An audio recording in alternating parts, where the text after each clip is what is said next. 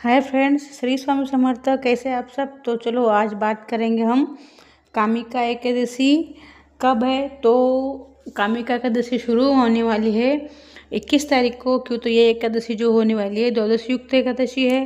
तो 9:38 से एकादशी शुरू होने वाली है। मतलब ये एकादशी बहुत ही पुण्यदायिनी है फ्रेंड्स। तो ब्रह्म हत्या प्रहारिणी भ्रूण हत्या विनाशिनी महापुण्य फलदायिनी विष्णु लोक में ले जाने वाली ये एकादशी है। तो फ्रेंड्स, इसका मतलब है अगर ये एकादशी का उपवास अगर आप करते हैं तो आपको विष्णु लोक में जाने का मार्ग सीधा हो जाता है। आप इतना पुण्य आपको मिलते हैं कि आप सीधा विष्णु लोक जा सकते हैं। तो युधिष्ठिर ने श्रीहरि विष्णु से जो कथा कही थी, जब महात्मा कहा था, वही महात्मा मैं आपको सुना रही हूँ फ्रेंड्स। तो सुन लीजिए।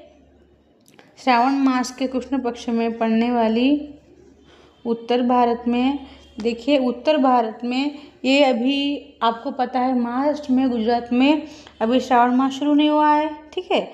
लेकिन आपको अभी दक्षिण भारत में शुरू हो गया है। तो अभी किसी का भी हो, चाहे आषाढ़ हो, श्रावण हो, एकादशी तो सबको समान ही होती है, ठीक है। एकादशी में कुछ ऐसे देखा जाता नहीं उत्तर दक्षिण, तो आपको करना है। और श्रावण सोमवार भी आ रहा है, एकादशी दोनों एक साथ आ रहा है, ठीक है। तो करना है सबको, इसका बहुत बड़ा पुण्य आपको प्राप्त होने वाली है। देखो, आप जमीन समुद्र के दान करने का पुण्य फल जो मिलता है वो आपको गौदान करने का पुण्य जो मिलता है।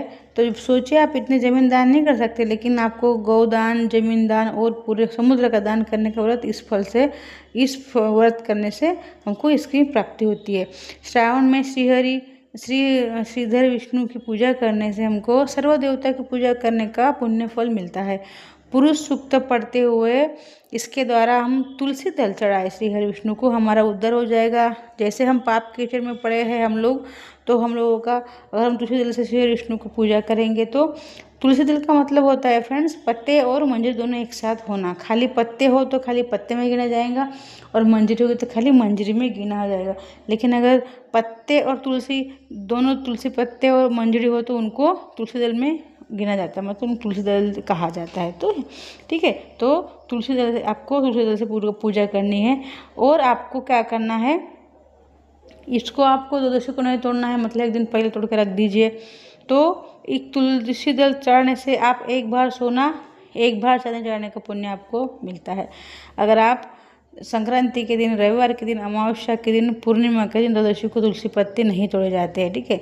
तो तुलसी कभी बासी नहीं होती है, तुलसी तोड़ कर घर में रख दीजिए, वो भी आप चढ़ा सकते हैं। और फ्रेंड्स, आप हीरे मोती रत्न कुछ भी चढ़ाते हैं विष्णु को तो उससे वो प्रसन्न नहीं होते, लेकिन आप खाली एक तुलसी दल चढ़ाते हैं तो वो अति प्रसन्न होते हैं। इसकी महिमा, इसका जो पुण्य है लिखने के लिए चित्रगुप्त जी भी समर्थ नहीं है। मतलब अगर आप तुलसी दल चढ़ाते हैं, श्री विष्णु के सामने दीपदान करते हैं, चित्रगुप्त जी कहते हैं कि इसका भी पुण्य मैं लिख नहीं पाता हूँ, इतने पुण्य मिलते हैं। पितृ स्वर्ग में वास करते हैं, पितृ स्वर्ग में तृप्त होकर वास करते हैं। क्यों?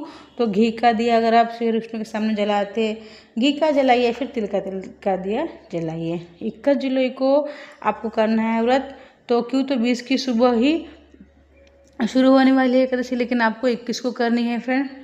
तो आपको चावल नहीं खाने हैं, 20 को भी आपको चावल नहीं खाने हैं। 21 को तो आपको उपवास रहेगा, लेकिन 20 तारीख को भी आप चावल ना खाएं, ठीक है। तो 9:38 को एकादशी शुरू लग जाने वाली है। तो आपको 21 को एकादशी करनी है, तो आपको 100 यज्ञ करने का फल आपको मिलेगा।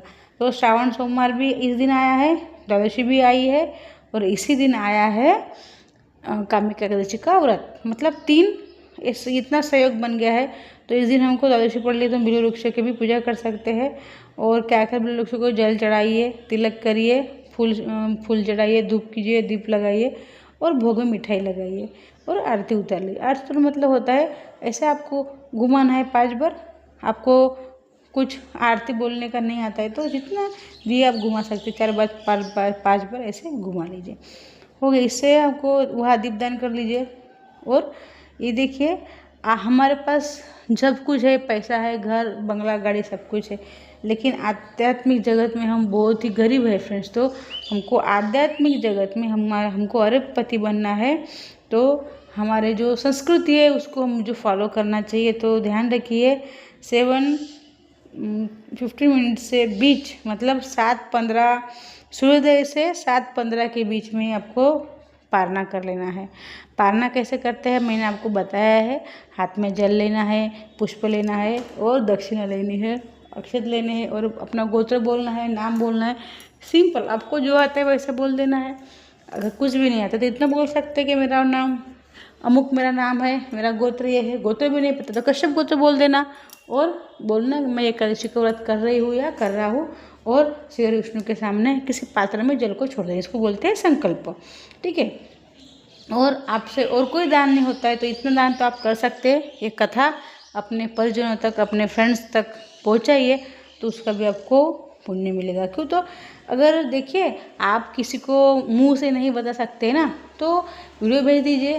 तो क्या होता है, वो वीडियो सुनेंगे तो उनकी मतें सुधर जाएंगी, वो भी एकादशी करने लग जाएंगे, तो फल तो आपको मिलेगा ना। ठीक है, तो फ्रेंड्स अवश्य कीजिए। अगर आपको जानकारी अच्छी लगे तो चैनल को सब्सक्राइब शेयर अवश्य कीजिए।